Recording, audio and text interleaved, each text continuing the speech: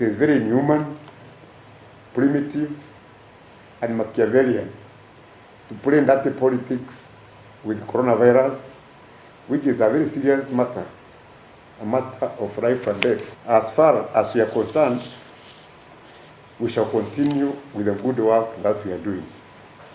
And no amount of noise, no amount of political propaganda, and no social media insults will distract us from our tireless efforts in the fight against coronavirus. We shall allocate even more resources and literally take fight to every market in Meru.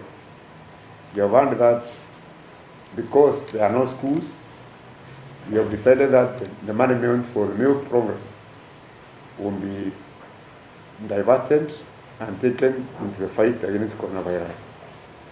Similarly, because the polytechnics are not working, they are not open, we are also taking the money which was supposed to be for the Meru youth service from that youth service program, also for the fight against coronavirus.